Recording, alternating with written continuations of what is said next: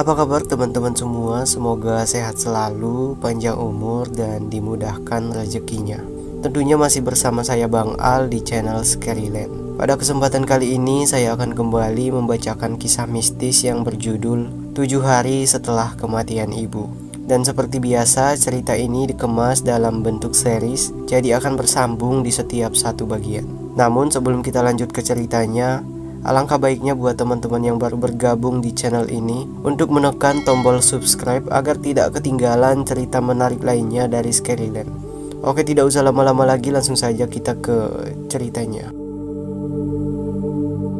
Ibu, meninggal itu apa? Tanyaku kepada ibu sembari berbaring di pangkuannya. Pergi ke rumah Allah dan tidak akan pernah kembali lagi ke rumah ini, ucapnya sembari membelai rambutku. Kalau begitu, aku nggak mau meninggal, Bu. Semua orang pasti akan meninggal, sayang. Nanti aku nggak ketemu ibu lagi dong. Aku pun bangun sembari menatap wajahnya. Insya Allah, nanti kita akan dipertemukan lagi di dalam surga, nak, kata ibu lalu mengecup keningku.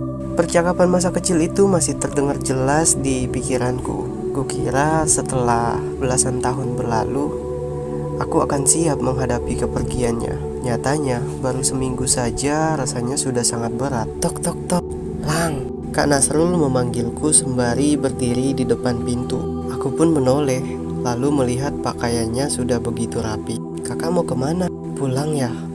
Aku cepat amat. Kakak cuman ambil cuti seminggu, Lang. Besok harus masuk kerja. Loh, aku sendirian dong di rumah. Kamu jagain rumah ya? Aku pun bangkit dan menghampirinya. Kakak nggak ada niatan gitu untuk pindah kerja saja dan tinggal di sini bersamaku? Kan masih ada 2 kamar kosong Kak di rumah. Waduh, kamu tahu sendiri kantor kakak di Bandung. Masa kakak harus ninggalin kerjaan dan tinggal di sini jadi pengangguran? Cari kerjaan dekat-dekat sini aja Kak, biar nanti nggak jauh dari aku. Kak Nasrul mengerutkan dahi seperti sedang memikirkan sesuatu. Sebentar lagi kan kamu masuk kuliah. Coba ajak temanmu untuk tinggal di sini saja. Masih lama loh Kak. Bulan depan kan? Iya, itu kan masih lama.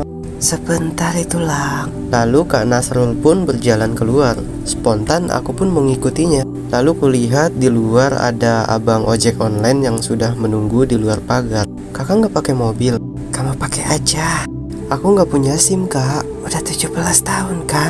Iya. Nah, kalau sudah begitu, apa susahnya? Tinggal buat saja. Kakak bawa aja mobil ibu ke Bandung. Aku agak memaksa, daripada mobil itu hanya terparkir di garasi. Kamu bisa nyetir? Bisa. Nah, apa susahnya? Kamu pakai saja mobil itu untuk kuliah. Loh, kan aku bisa pakai motor Kak. Sekali-sekali pakai mobil aja kan bisa, Lang. Kemudian Kak Nasrul pun berjalan keluar pagar. Aku dengan spontan masih saja mengikutinya. Kemudian ia berdiri di hadapanku dan menepuk pundakku. Kamu jaga rumah baik-baik.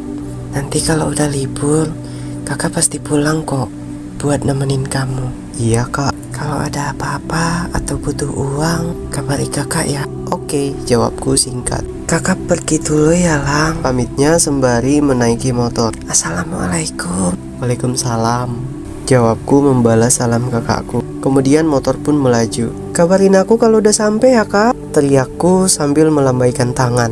Oke, sahutnya.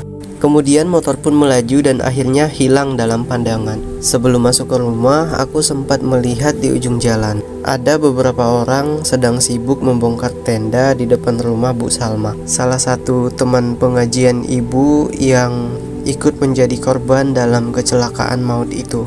Aku pun melangkah masuk ke dalam rumah, menatap tanaman keladi koleksi ibu. Beberapa sudah terlihat layu dan menguning. Baru seminggu saja aku sudah kerepotan mengurus tanaman koleksi ibu.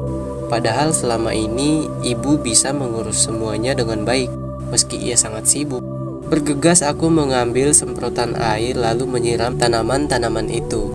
Senyum ini mengembang saat melihat tanaman keladi putih. Ingat sekali bagaimana proses mendapatkannya. Berawal dari kabar tentang harga keladi putih yang melonjak tinggi, ibu sangat bersemangat untuk mendapatkannya. Tiba-tiba ia mendapatkan kabar kalau ada yang menemukan tanaman itu di hutan daerah Bogor. Ia pun bergegas pergi ke sana, tidak lupa mengajakku juga. Sesampainya di sana, ia langsung memintaku menyusuri hutan itu. Berjalan menembus semak-semak, aku berhasil menemukannya setelah beberapa jam pencarian. Sayangnya setelah dibawa ke rumah, tanaman ini tidak pernah beranjak dari halaman depan. Pandangan ini tiba-tiba berembun. Tak lama kemudian ada air mengalir dari pipi. Padahal aku bermaksud menyiram tanaman. Kenapa pipiku malah ikutan basah? Aku duduk di teras menatap langit senja. Terbayang kenangan bersama ibu. Menjelang maghrib begini biasanya kami duduk di ruang tengah sembari menonton TV, lalu mendiskusikan menu makan malam. Sebelum tidur, kami juga biasa menonton TV. Ibu suka sekali menonton acara komedi. Bahkan sampai detik ini, aku masih belum bisa melupakan suara tawanya yang begitu khas. Air mata ini kembali jatuh tak tertahankan. Dasar cengeng. Benar kata orang, patah hati terbesar anak laki-laki ketika kehilangan cinta pertamanya, yaitu ibu. Entahlah, apa aku sanggup melanjutkan hidup ini tanpa kehadirannya. Perlahan senja pun menghilang. Tak berselang lama azan maghrib berkumandang. Aku bangkit dan masuk ke dalam rumah. Tak lupa menutup pintu. Kemudian berjalan masuk menuju kamar, mengambil handuk dan pakaian.